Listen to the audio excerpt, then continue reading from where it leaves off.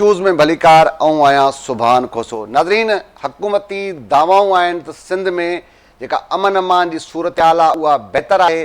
शिकारपुर हुजे, कश्मीर, घुटकी, उन इलाइक़नि में बि अञा ताईं पाणी नथा थी सघूं त का अमन अमान जी सूरत हाल बहितर आहे। शिकारपुर में कुझु ॾुआरनि हथियार फिटा कया, पर अञा ताईं कश्मीर, घोटकी, ॿियनि इलाइक़नि जा जेके धाड़ेल आहिनि उहे पुलिस जी रिट मञण लाइ तयारु न आहिनि। सिर्फ़ु मामिलो कश्मीर ताईं महदूद न आहे, पर हाणे सिंध जे केतिरनि ई ज़िलनि में सूरत हाल ख़राबु थींदे नज़र अचे पई। ख़ासि तौर ते नौशरो फिरोज़ में अॼु हिकु तमामु वॾो वाक़ियो पेश आयो आहे। मोरो में MNA आहिनि हुकूमती जमायत जा ज़ुल्फ़िकार बहण साहिबु, उन्हनि जे घर ते हथियारबंदनि चढ़ाई कई। केतिरनि ई कलाकनि ताईं हुनजी जेका सॼी फैमिली आहे उहा यरगमाल रही।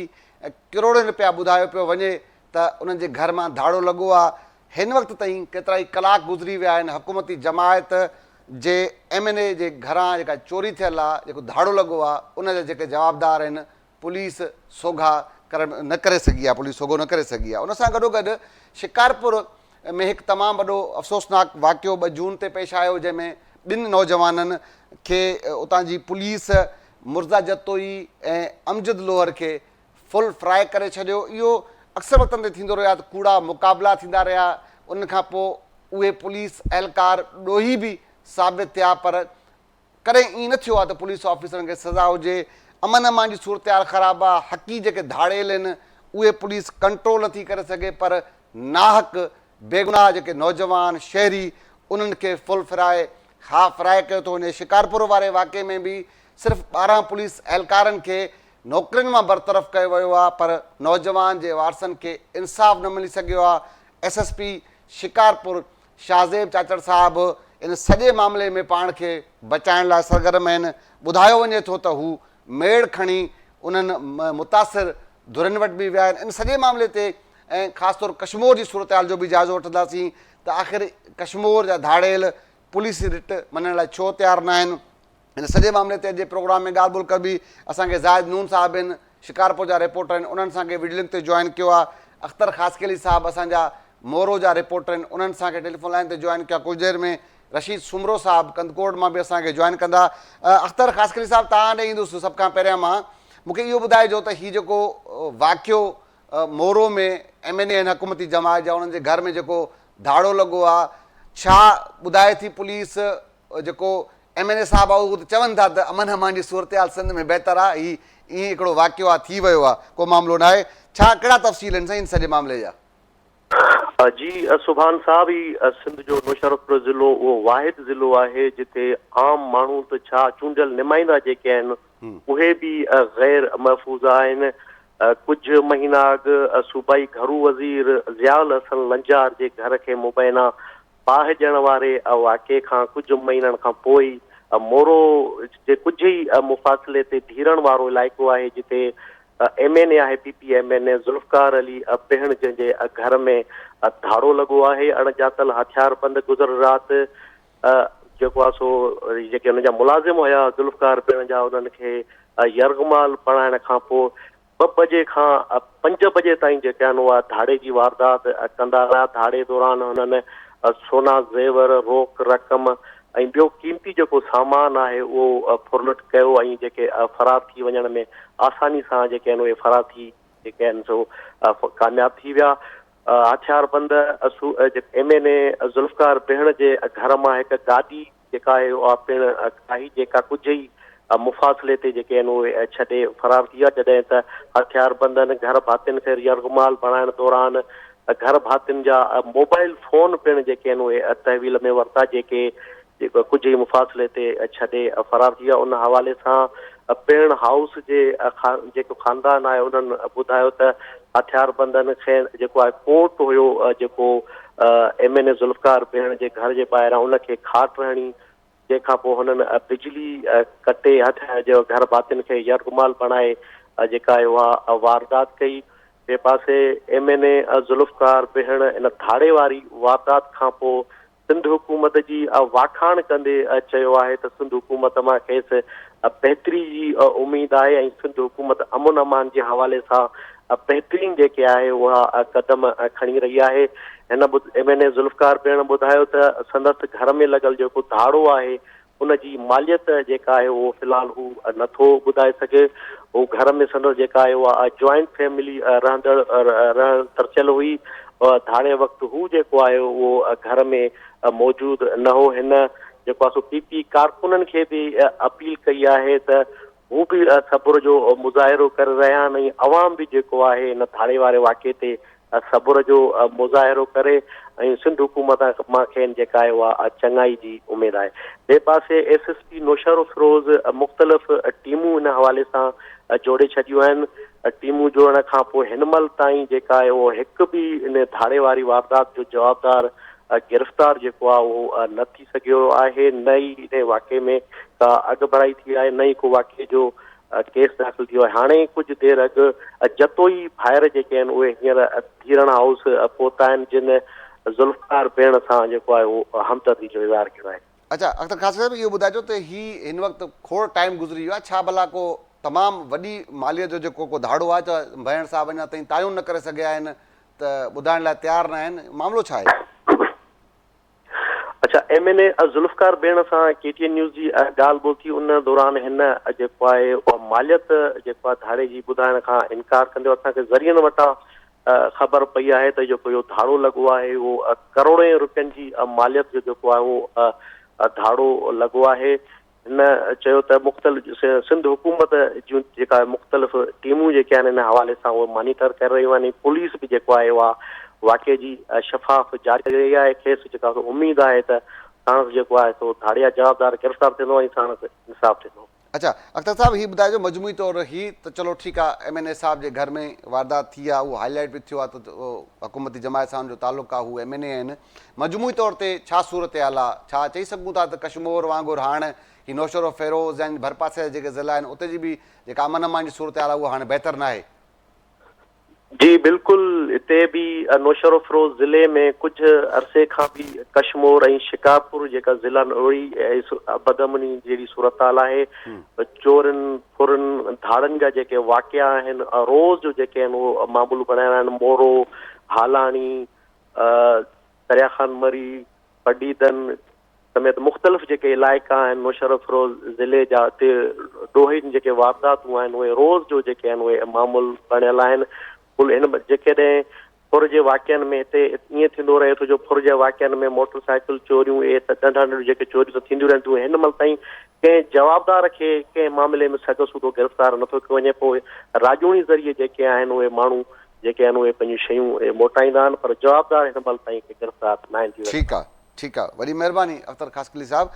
नज़ीर तव्हां अख़्तर ख़ासकली साहब जी गुफ़्तगू ॿुधी ॿुधाइनि था त हिन वक़्तु ताईं भेण हाउस इहो ॿुधाइण लाइ तयारु न आहे त केतिरी मालियत जो धाड़ो आहे ऐं न ॿुधाइण मां इहे शक शुबा बि थी सघनि था त तमामु वॾी तादाद में रोक रक़म बि थी सघे थी, सोना ज़ेवर बि थी सघनि था। हुकूमती जमायत सां जो तालुक़ु आहे तंहिंजे करे शायदि इन जे करे तायूं न करे सघिया आहिनि त केतिरी मालियत जो सामान घर में मौजूदु हो जेको धाड़ियल फुर करे विया आहिनि। बहरहाल हीअ त फुर जा वाक़िया धाड़ा हीअ त ठीकु आहे रोज़ जो मामूल आहिनि।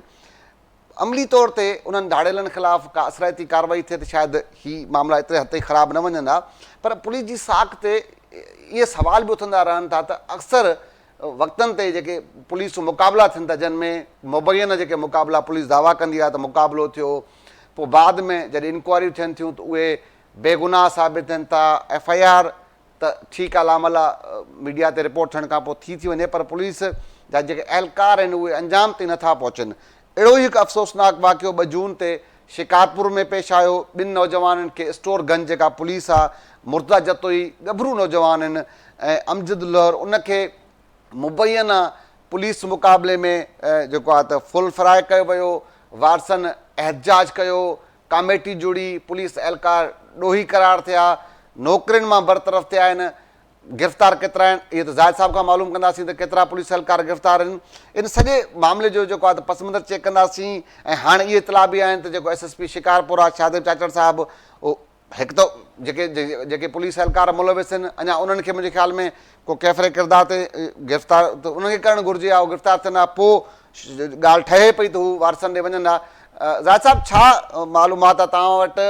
हीउ जेको अफ़सोसनाक वाक़ियो थियो, इंक्वायरी थी, इंक्वायरी खां पोइ हाणे शाहज़ेब चाचड़ साहब पाण खे बचाइनि पिया, नाज़रीन खे इहो ॿुधाइजो त छा उहे अहलकार जिन खे ॾोही करार ॾिनो वियो आहे, पंहिंजी पुलिस जी इंक्वायरी में ॾोही करार ॾिनो आहे, छा उन्हनि ख़िलाफ़ु को गिरफ़्तार थियो आहे, का कार्रवाई थी आहे उन्हनि जे ख़िलाफ़ु?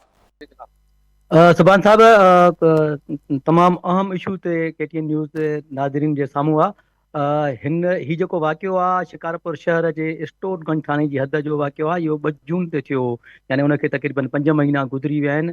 उन वाक़िए में स्टोरगंज थाणे जी हद कहिड़ी अता मोहम्मद वारे इलाइक़े गुलशाह घट वटि पुलिस जे मुबैना मुक़ाबिले में ग़ुलाम मुर्तज़ा जतोई ऐं अमजद लोहरी 2 नौजवान मारिजी विया ऐं असगर जेको जतोई हो ज़ख़्मी थियो। ही 3 नौजवान मोटरसाइकिल ते शिकारपुर शहर खां ट्रक ॾे तरफ़ वञनि पिया। शिकारपुर शहर जा इलाइक़ा आहिनि। गुलशाह घट वटि मुबैना मुक़ाबिलो थियो, जंहिंमें 2 मारिजी विया, 1 ज़ख़्मी थियो। उन खां पोइ जेको स्टोरगंज थाणे ते केस दाख़िल कयो वियो पुलिस तरफ़ां त हिननि सां मुक़ाबिलो थियो। ही न रुको हथियारबंदनि फायरिंग कई। पुलिस जी फायरिंग खां पोइ हथियारबंदनि जी फायरिंग में इहे 2 नौजवान मारिजी विया, 1 ज़ख़्मी थी पियो। टोटल 4 जवाबदार ॾेखारिया हुआ, जिन में 1 भॼी वियो, 1 गिरफ़्तार थियो, 2 मारिजी विया। हुननि FIR में इहो ॼाणायो हो त ही जेके मारिजी विया आहिनि या ज़ख़्मी थिया आहिनि, उहे पंहिंजे ई साथी जी फायरिंग में ही वाक़ियो पेश आयो आहे। उन खां पोइ थियो इहो त उन FIR में जेके शाहिद मशीर या जेको पुलिस फिरियादी थी, उन में हिकिड़ो जेको मशीर हुयो, शाहिद हुयो, उहो ASI मोहम्मद इलियास खखराणी, उहो लखीदर थाणे जो हुयो। उनखे जंहिं महिल ख़बर पई त FIR में मुंहिंजो मशीर तौरु नालो ॾिनो अथऊं, हुन ॿिए ॾींहं ते सेशन जज वटि दरख़्वास्त ॾिनी त इहो जेको एनकाउंटर थियो आहे, पुलिस मुक़ाबिलो थियो आहे, इन में मुंहिंजो को बि तालुक़ु न हो, न मां उन वक़्तु ओॾे ड्यूटी ते हुयुसि, न ई मां वरी उन मुक़ाबिले में आहियां, जंहिंजे करे मुंहिंजो नालो नाहक ॾिनो वियो आहे। मूंखे उन केस मां ख़ारिज कयो वञे। सेशन जज वटि इहा अहिड़ी क़िस्म जी एप्लीकेशन पुलिस जे तरफ़ां पहुचण खां पोइ सेशन जज IG सिंध खे लिखियो त ही सुठनि ऑफिसरनि खां असांखे हिन सॼे FIR हिन केस जी मालूमात करायो। उन खां पोइ घोटकी जो SSP समीउल्लाह सुमरो साहब ऐं खैरपुर जो SSP सरदार जेको आहे अहमद, उनखे मुक़ररु कयो वियो हो। अहमद सरदार खे मुक़ररु कयो ऐं SP CTD incharge Sukkur Abdul Quddus Kalwal 3 ऑफिसरनि ते मुश्तमिल कमेटी जुड़ी हुई, जिन इहा रिपोर्ट ॾिनी त जेको ही वाक़ियो थियो आहे इहो मशकूक आहे। ऐं आख़िर में फाइंडिंग इहा ॾिनी त असांखे हिन एनकाउंटर में खोड़ झोल नज़र आया, मशकूक नज़र आयो, ऐं सेशन जज वटि दरख़्वास्त ॾिनी त अञा बि तव्हां वधीक कंहिं ऑफिसर खां जांच करायो। यानी उहा जंहिं महिल दरख़्वास्त या जांच रिपोर्ट 3 SSP जे एनकाउंटर खे मशकूक करार ॾिनो, जंहिंखां पोइ सूरत हाल नए सिर जुड़ी वई। उन खां पोइ ही जेका 16 तारीख़ हुई, उन ते हिकिड़ी तस्वीर वायरल थी, जंहिंमें SSP शिकारपुर शाहदेव चाचड़, SP मोहम्मद मुराद गांगरो कश्मीर ऐं सैयद फाज़ुल शाह SSP बलूचिस्तान में कंहिं हंध ते लॻल आहे। ऐं उन 3 SSP जी तस्वीर जेके पाण में दोस्त बि हुया, उहा खानपुर जे हिकु मदरसे में मौलवी गुलाम क़ादर आहे JUI जो, उहो तालके जो सरबराह हुआ, उन जे मदरसे में वायरल थी। उन में इहो ॿुधायो वियो त जेको ग़ुलाम मुर्तज़ा जतोई जो चाचो आहे, उहो जेको हज़ूर बख़्श जतोई, यानी उहो हाई कोर्ट में कंहिं अहम मनसब ते बि आहे, हिन वक़्तु बि लाड़काने हाई कोर्ट में। उहो उन ग़ुलाम मुर्तज़ा जतोई जो चाचो हो, जेको पुलिस जे मुबैना मुक़ाबिले में मारिजी वियो हो। उन सां हिननि SSP 3 गॾिजी वञी उन्हनि ठाह कयो आहे। उहा जेका खानपुर मां JUI जे अॻुवान वटि तस्वीर वायरल थी। उन ई ॾींहं ते वरी SSP शिकारपुर 16 तरफ़ां 12 पुलिस एहलकारनि खे डिसमिस फ्राम सर्विस करे छॾियो, जंहिंमें जेको SHO उन वक़्तु ऐं फिरियादी हो उन केस में Mir Mohammad Soomro, ASI Nadeem Ansari, HC दाइम Lashari, PC Javed मलानो, PC जादल कोश जतोई, PC वकील अहमद बुर्रो, PC लियाकत जखरो, PC शाहिद हुसैन भयो, PC अब्दुल गफूर बुढ़ो, PC खालकदाद बिरोही ऐं PC कामरान सेठार, PC सिराज लोडरो, हिननि 12 पुलिस एहलकारनि खे डिसमिस फिराम सर्विस करे SSP शाहज़ेब चाचड़ उहा लेटर जारी कयो। उन खां पोइ वरी 24 तारीख़ ते खानपुर लॻे ॻोठ फरीद ख़ान जतोई आहे, जेको हाई कोर्ट जो जेको मुर्तज़ा जतोई, गुलाम मुर्तज़ा जतोई जो ॻोठ आहे, उनजे चाचे वटि ही पुलिस एहलकारनि जी हिकिड़े वीडियो वायरल थी त उहे बेड़ थी विया आहिनि त असां खां जेको वाक़ियो थियो आहे उहा ग़लती हुई या जेको बि सबबु हो असां सां राजूनी कयो, असांखे माफ़ी ॾियो। जंहिं ते उन्हनि जे वारसनि वटि तरफ़ां जेको वर्चन जेको हिन वक़्त ताईं साम्हूं आयो आहे, उन्हनि चयो आहे त असांजो जेको केस आहे उहो कोर्ट में आहे, जेसिताईं कोर्ट को फ़ैसिलो कंदी असां कोर्ट खे फॉलो कंदासीं, असां कानूनी तरीक़ो इस्तेमालु कंदासीं। इन जेका खानपुर मां तस्वीर SSP सां गॾु JUI जे अॻवान ग़ुलाम कादर मौलवी बिरही जी वायरल थी, इन बाबति अॼु SSP शिकारपुर सां राब्तो थियो। हुन चयो त मौलवी ग़ुलाम कादर असां सां हमदर्द रहियो आहे, असां ईंदा वेंदा रहिया आहियूं, पर इन जो को मेड़ मिंथ काफ़िले सां तालुक़ु कोन्हे। यानी SSP शिकारपुर जो चवणो त इहा मेड़ मिंथ सां तालुक़ु न आहे, इहा जेका तस्वीर हुई उहा पुराणी हुई, उहा ईअं वायरल थी आहे। बाक़ी जेका हू आहे SSP तरफ़ां 12 पुलिस एहलकारनि खे डिसमिस जेको कयो वियो आहे, उहे उन में बरतरफ़ कया विया आहिनि। ऐं जेका हूअ वीडियो वायरल थी आहे ॻोठ फरीद ख़ान जतोई में, जेके पुलिस एहलकार बेड़ थी विया आहिनि, उन्हनि जी पुलिस का बि तरदीद न कई आहे त को असां न आहियूं या कंहिं कम सां विया छाजे लाइ विया हुआसीं, पर उन जी मुख़्तलिफ़ रुखनि खां तस्दीक थिए थी ऐं ॻोठाणा बि उहे चवनि था त हीअ बेड़ थी आया हुआ।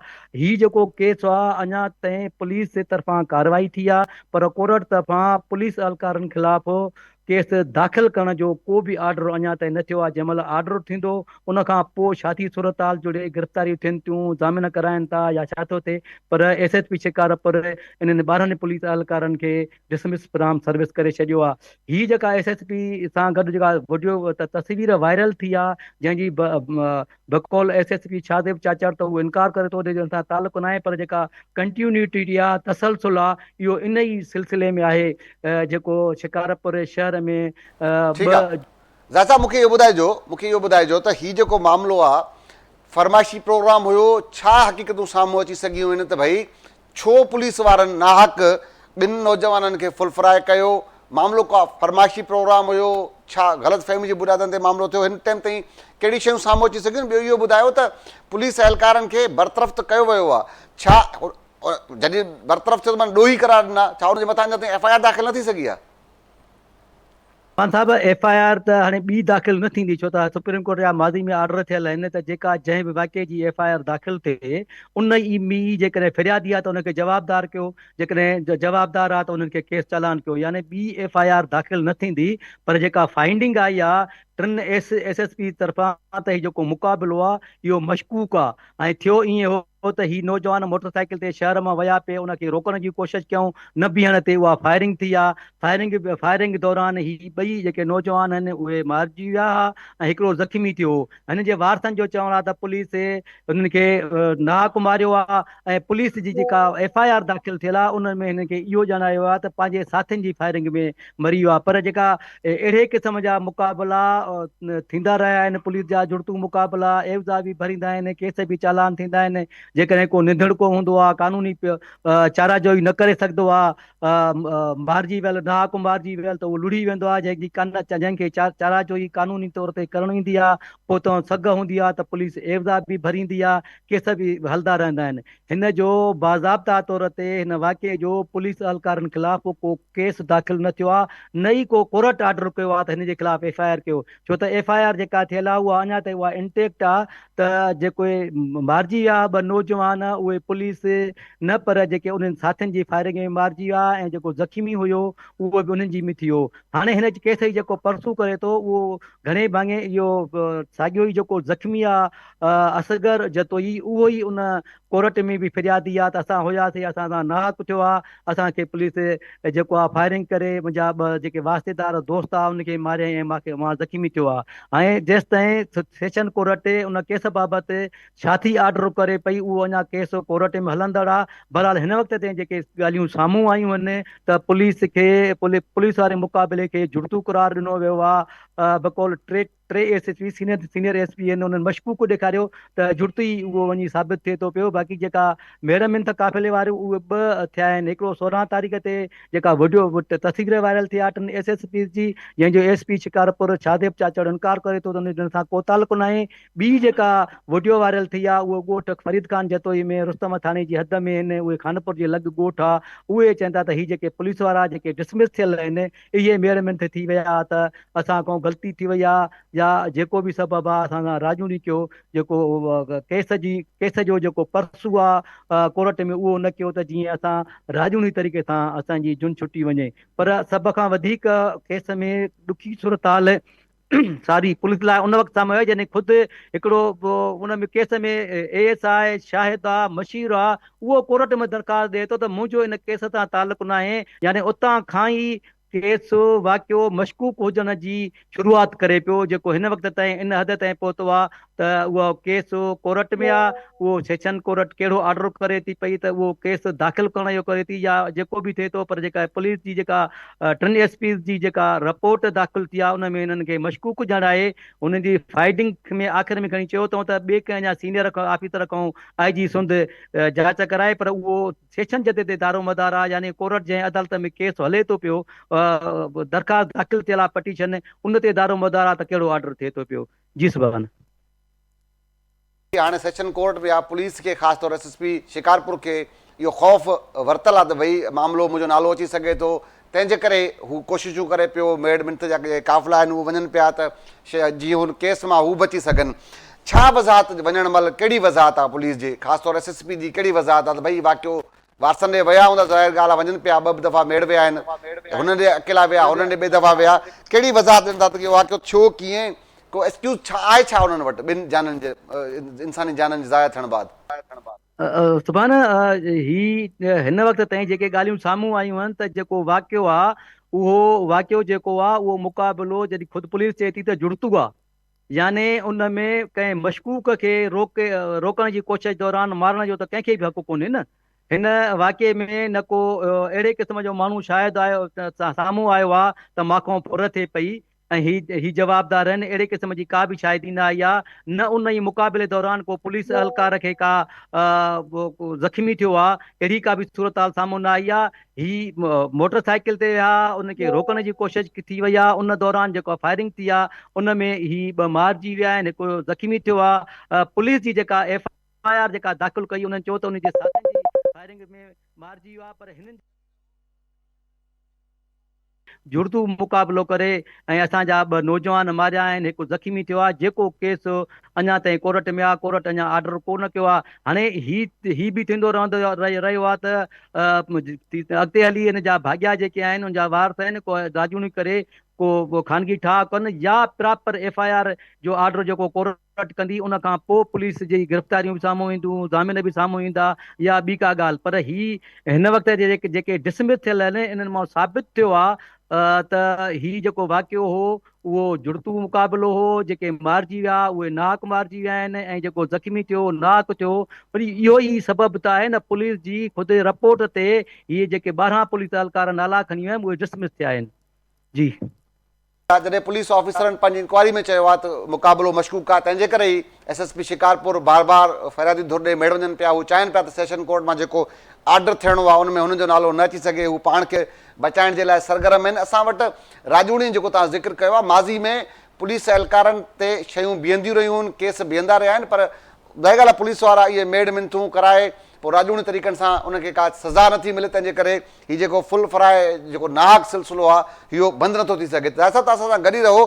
कश्मीर जा धाड़ेल अञा ताईं पुलिस जी रिट खे मञण लाइ तयारु न आहिनि। उते 2 ॾींहं पहिरियां कश्मीर जे हिंदू वापारी खां ॾींहुं ॾिठे जो जेको आहे लखे रुपयनि जी फुर करे विया। उन सां गॾोगॾु हिकिड़ो हिंदू पीरसन आहे, ॿुधायो वञे थो त उहो हिरकजी वियो आहे। बहरहाल उहो अगवा थियल आहे, उहो बाज़ार न थी सघियो आहे। छा सूरत हाल आहे? रशीद सुमरो साहिबु, शिकारपुर जे त घणनि ई धाड़ेलनि हथियार फिटा कया आहिनि, कश्मीर जा धाड़ेल पुलिस जी रिट अञा मञण लाइ तयारु न आहिनि। छा ऑपरेशन असराइतो न पियो थिए या धाड़ेल वधीक ताक़तवर आहिनि, पुलिस कमज़ोर आहे, छा सूरत हाल आहे?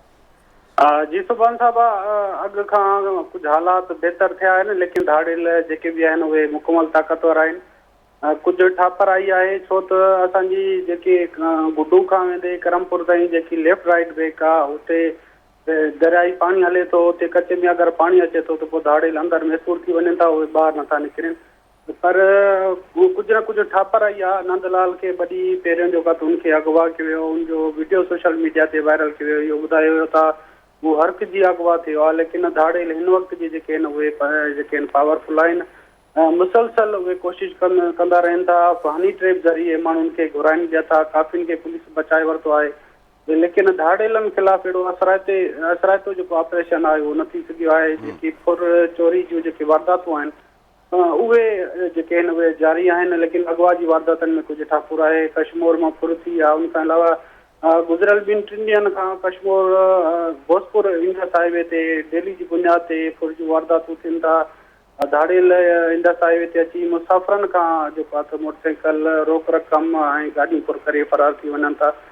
पुलिस दावत करे थी ऑपरेशन असां करूं पिया ॾुहारियुनि जे ख़िलाफ़, पर ॾुहारियुनि जो जेको ख़ात्मो आहे उहो न थी सघियो आहे। हा, ठाकुर अचे थी कुझु टाइम जे लाइ, पुलिस अगरि ऑपरेशन करे थी, अगरि ड्रोन इस्तेमालु करे थी त उनजे ख़ौफ़ खां कुझु ॾींहं जेके धाड़ेल आहिनि उहे ख़ामोश थी वञनि था। लेकिन उनखां बाद में वरी उहे रोडनि ते अचनि था, शहरनि में अचनि था, वापारियुनि खां फुर करनि था, मुसाफ़िरनि खां फुर करनि था। अगवा जी जेको सिलसिलो आहे उहो त घटि थियो आहे, लेकिन जेके क्राइम जो रेशो आहे उहो अञा ताईं बि जेको आहे त उहो बरक़रार आहे। चोरी जूं वारदात डेली जी बेस ते थियनि थियूं। असल में असां वटि जेके कबीलाई जहिड़ा आहिनि उन्हनि में जेको आहे त अक्सर जेके माण्हू आहिनि उन्हनि ते केस दाख़िल थियल आहिनि, उहे जेके आहिनि कचे में मौजूदु आहिनि, उहे ई जेके आहिनि न पेश करण लाइ कॾहिं बि तयारु न आहिनि। छो त असल में जेसि ताईं कबीलाई जहिड़ा ख़तमु न थींदा उहो ॾोह जी दुनिया न छॾींदा। इन लाइ जेके ॾुहारी आहिनि उहे कचे में महफ़ूज़ आहिनि, पर उन्हनि ख़िलाफ़ अहिड़ो को असराइतो ऑपरेशन न थी सघियो आहे। अच्छा रशीद साहब, मूंखे इहो ॿुधाइजो त शिकारपुर में जेके ही 72 खनि जेके धाड़ेल या मुख़्तलिफ़ कबीलाई जहिड़नि क़िस्म में जेके माण्हू घुरबल हुआ उहे पेश पिया, को हिकिड़े ॾींहं जी कार्रवाई न हुई, राजूनी कोशिशूं थियूं, पुलिस जूं कानून लागू इदारनि उन्हनि जे चङनि मुड़ुसनि सां ॻाल्हि ॿोल कई, उनखां पोइ उनखे आमादा कयो। हाणे इहे इम्कान आहिनि त जेको ॿी खेप आहे उहा या कश्मीर मां तयारु थींदी या घोटकी ज़िले में जेके धाड़ेल उहे, छा तव्हांखे उहो तयारी नज़र थींदी अचे पई त पुलिस जी का इन क़िस्म जी का कोशिश उन जेके चङा मुड़ुस आहिनि उन इलाइक़नि जा उन्हनि सां या को लिस्टूं वग़ैरह कंहिं तयारु थींदियूं हुजनि, छा मालूमात आहे तव्हां वटि? हा जी बिल्कुलु, इहो ॿुधण में अचे पियो त हितां जा जेके वॾेरा ऐं जेके हितां जी पुलिस आहे, एसएसपी आहे, उन जूं मुलाक़ातूं जेके आहिनि उन्हनि सां, वॾेरनि सां, सरदारनि सां उन सां जारी आहिनि। उहे कोशिशि कनि पिया त असां कश्मीर मां बि जेके ॾुहारी आहिनि उन्हनि खे पेश करायूं। ॿुधण में अचे पियो त 150 खां मथे जेके हिते कचे में जेके ॾुहारी रहंदड़ आहिनि उन्हनि खे पेश कयो वेंदो हुयो, लेकिन हिन महिल ताईं को अहिड़ी का लिस्ट वाज़े न कई वई आहे। लेकिन इहो ॿुधण में अचे पियो त कोशिशूं आहिनि हुकूमत सिंध जे हुकुम ते, पुलिस ऐं जेके सरदार आहिनि उहे कोशिशि करे रहिया आहिनि त उहे ॾुहारियुनि खे पेश करे त अमन अमान बहाल करनि। पर असल में ॾुहारी त पेश थींदा, उहे अगरि पेश थियनि पिया था त उहे सरेआम घुमी न सघंदा, छो त कबीलाई जहिड़ा आहिनि, साॻियो वरी उहो जहिड़ो वधंदो, साॻियो ई मसइलो जेको आहे उहो ख़राबु थींदो। असल में हुकूमत अगरि चाहे थी अमन अमान बहाल थिए, माण्हू जेके ॾोह जी दुनिया छॾनि था, उनखां पहिरियों सभ खां पहिरियों कबीलाई जहिड़ा जेके आहिनि उहे फ़ैसिला कराए उहे जहिड़ा ख़तमु करें त ऑटोमेटिकली जेके धाड़ेल थियल आहिनि उहे पाणी पुलिस वटि पेश थी करे पंहिंजी जेका ज़िंदगी सुठे नमूने गुज़ारे सघनि था। लेकिन पुलिस जूं कोशिशूं आहिनि, वॾेरनि सरदारनि जूं कोशिशूं बि आहिनि ऐं सिंध हुकूमत बि हिननि खे ख़ासि हिदायत कई आहे जेके धाड़ेल आहिनि उन्हनि खे पेश करायो। पर ॿुधण में अचे त पोइ लिस्टूं तयारु कयूं पियूं आहिनि, हिन महिल ताईं कन्फर्म लिस्ट कोई वाज़े न थी आहे त केतिरा ॾुहारी पेश थींदा। ॿुधायो आहे त 150 खां मथे ॾुहारी पेश थियण। ठीकु आहे रशीद साहब, तव्हां सां गॾु ई रहो। मां आख़िर में तव्हां ॾे ईंदुसि मुख़्तसरन ज़ाहिद साहिबु। ही कबीलाई जहिड़नि जो रशीद सुबरो साहिबु ज़िक्र कयो आहे त इलाइक़नि जा सरदार चाहिनि त ही जहिड़ा ख़तमु थियनि, पोइ खोड़ ठापुर अची वेंदी। गुज़िरे कुझु ॾींहं पहिरियां जॾहिं घरू वज़ीर ज़िया हुसैन लंजार साहिबु शिकारपुर आया हुआ त उन्हनि चयो त जतोई महर जेके चङा मुड़ुस आहिनि उहे बि पंहिंजा ही जेके मामला आहिनि ही निभाए वठनि, ऐं अॼु ई शयूं साम्हूं अचनि पियूं त महर जतोई जेको तकरार आहे उनजी का जंगबंदी थी आहे। कहिड़ी तफ़सील आहे, छा वाक़ई इन ॻाल्हि में का सदाकत आहे, का जंगबंदी थी वई आहे, कहिड़ियूं शर्तूं तइ थियूं आहिनि? सुभाणे इहो बिल्कुलु जेको ही प्रोग्राम थियो हो सिंध अमन मिशन वारो, उन में लॉ एंड फोर्स एजेंसी जो ऑफिसर हो उन बि उन्हनि खे नाला खणी ॻाल्हायो, सरदारनि सां मुखातिब थी महर ऐं जतोई सां, ऐं होम मिनिस्टर बि उन सां मुखातिब थी नाला खणी ॻाल्हायो त जेको ही आहे या जेको सुलह जहिड़ो आहे उहो ख़तमु कराए सुलह करायो। 2-3 ॾींहंनि खां वठी हल्की फुल्की फायरिंग जो इतला आहिनि, पर को अहिड़ो मेजर मामिलो साम्हूं न आयो आहे। कल्ह खां वठी सोशल मीडिया ते शहरयार ख़ान महर MNA ऐं अमीर अली ख़ान जतोई जेको आहे ट्राइब जा जेके वॾा आहिनि, सरबराह आहिनि, जेके साम्हूं आया आहिनि, उन्हनि जा त कोई बि कुझु बि कदम न खणे, जल्द ठाह थींदो, अहिड़े क़िस्म जी सूरत हाल साम्हूं अचे थी पई। पर शिकारपुर ज़िले अंदरि कबीलाई जहिड़ींदड़ उहे जेकी आहिनि उन्हनि जा खोड़ मल्टीपल मफ़ाद आहिनि। उहा ज़मीन आहे, उहे इलाइक़ा आहिनि, उते डामिनेंसी आहे, सियासी असर रसूख़ आहे, उहे ई जेके झेड़िन था पिया उहे ई धारियल आहिनि, यानी मुख़्तलिफ़ कम्यूनिटी सां लाॻापियल हिकु न आहे, चौगिर्द जहिड़ा आहिनि। खानापुर तालुके खे वठो, 34 थाणा आहिनि, त 34 थाणनि जी हदनि में जहिड़ा हलनि था पिया। खानापुर ऐं लखी जो कचो उहो बढ़ियो पियो आहे, महर जतोई तकरार आहे, उन सां गॾोगॾु जतोई बिरादरी आहे पाण में जहिड़ा आहिनि, महर बिरादरी आहे पाण में जहिड़ा आहिनि, 3-3 4-4 मरी था वञनि। उन खां सवाइ तेगाननि जा मुख़्तलिफ़ धुन सां, शरण जा मुख़्तलिफ़ धुन सां तालुका जहिड़ा हुया। जेकॾहिं हेॾे वञो त मारफानी धुरनि जा ऐं महरनि जा पाण गड़ियासीन ऐं खानपुर शिकारपुर जे पासे ॾे जहिड़ा झगड़ा आहिनि। परते वञो त ॾहाणी ऐं जिहा बिरादरी जा जो जहिड़ा आहिनि, इहे जेके जूणे जा बिरादरी जा जहिड़ा आहिनि, हिकु जहिड़ा न आहिनि। मां तव्हांखे हीअ ॿुधायां त शिकारपुर ज़िले अंदरि हिन वक़्तु बि जेको सरकारी अंक औकारा त 15,000 जे लॻभॻि रूपोश आहिनि। उहे जेके रूपोश आहिनि पुलिस जे रिकॉर्ड मूजिबि उहे उन्हनि मां ई धारियल आहिनि, उन्हनि मां ई ॾोहारी आहिनि, उहे ई पाथारी उन्हनि मां ई पाथारीदार आहिनि, उहे ई कबीलाई जहिड़ींदड़ आहिनि। हाणे इहे जेको हीअं ख़तमु थी वञे ऐं जवाबदार उहे पेश थी वञनि, इहो एतिरो आसान कोन्हे। पर महर ऐं जतोई जे ठाह थियण खां पोइ हीअं थींदो त जिन जिन ते केस दाख़िल आहिनि उहे हिक ॿिए तां वापसि वठंदा। जॾहिं वापसि वठण जो जेको दस्तावेज़ साम्हूं ईंदो, उन खां पोइ मे बि के हथु ॾियनि या उहे पंहिंजा केस ख़तमु कराइनि। पर महर ऐं जतोई तकरार हला करे ठही वञनि, हिकु दुआ ई करे सघिजे थी। अॼु जी ॻाल्हि न आहे, 87 वारे दौर खां वठी विरधा रहनि था, जहींदा अचनि था, उहो ठाह थींदो आहे, वरी रिपीट थींदो आहे, ठाह थींदो आहे, वरी रिपीट थींदो आहे। हिक ॿिए जी महर ऐं जतोई नसुल कशी कई आहे। मां सम्झां थो को बि पाड़ो ॿिन्ही धुरनि मां रहियल न हूंदो जंहिं में 2-3 5-5 7-7 10 माण्हू न मया हुजनि, घरनि जा घर तबाह थियल आहिनि। एतिरो आसान कोन्हे को, पर उन सॼे जेको जहिड़ो आहे कबीलाई जहिड़ो, उन जे पुठियां जेको पस मंज़र आहे उहा डोमिनेंसी फैक्टर आहे त मुंहिंजो ॾाढ हुजे, मुंहिंजी इलाइक़ा मुंहिंजे कब्ज़े में हुजनि, त उन में सियासी पस मंज़र बि शामिल हूंदो आहे। त इलाइक़ा पोइ उन्हनि जूं केरु संभालींदो? इहा का नई ॻाल्हि न आहे जेका मां कयां थो पियो, इहो माज़ी खां हलंदो अचे थो। पर 10-15 जेके तव्हांजे ज़िले में रूपोश आहिनि, हे जेके 16-17 हथु ॾिनो आहे, सो बि तेगानी कबीले सां तालुक़ु रखनि था पिया।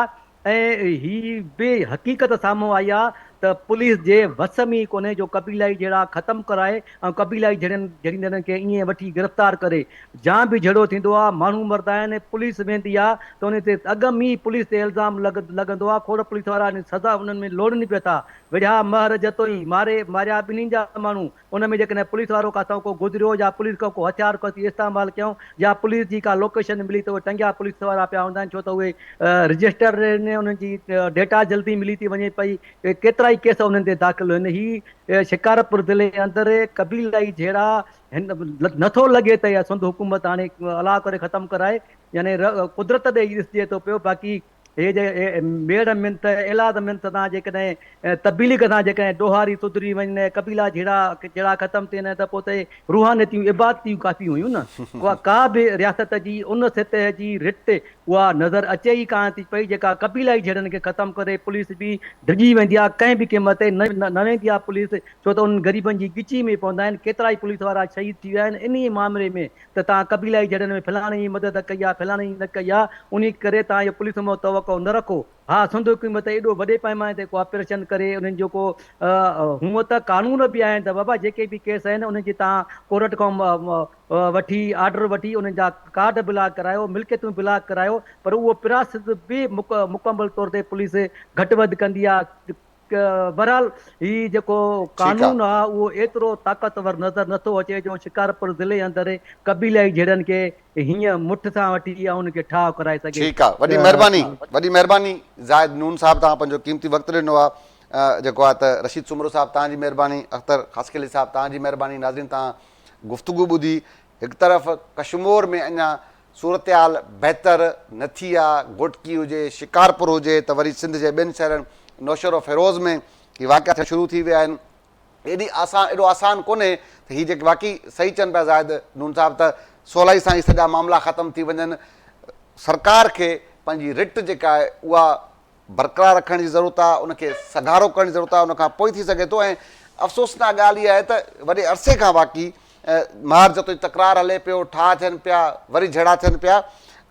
जिन माण्हुनि जा मुफ़ाद आहिनि उन्हनि खे शायदि नुक़सानु नथो थिए, आम माण्हू ई मारिजे थो, उहो जतोई हुजे, उहो या महर हुजे, उहो कहिड़े बि धुर सिंध में जेके जहिड़ींदड़ धुरियुनि जंहिंजा मुफ़ाद आहिनि उहे परे आहिनि। तंहिंजे करे हीअ जेकी शयूं आहिनि ख़तमु थियण जो नालो न पियूं वठनि। पर सरकार ऐं रियासत जॾहिं पंहिंजे हुन ते अचे, रिट क़ाइमु करण जी कोशिशि करे, त मुंहिंजे ख़्याल में एॾो वॾो मामिलो न आहे, एॾो मुश्किल कोन्हे त हीअ जेके चंद धाड़ेल ऐं चंद जेके माण्हू आहिनि जेके सॼी सिंध जो सुकून बर्बादु कनि था, त उहे को बची सघनि। अॼु आहिनि पिणु सुभाणे कंहिं ॿिए इशू कंहिं ॿिए मामले मुलाक़ात थींदी। तेसीं ताईं अला भाई।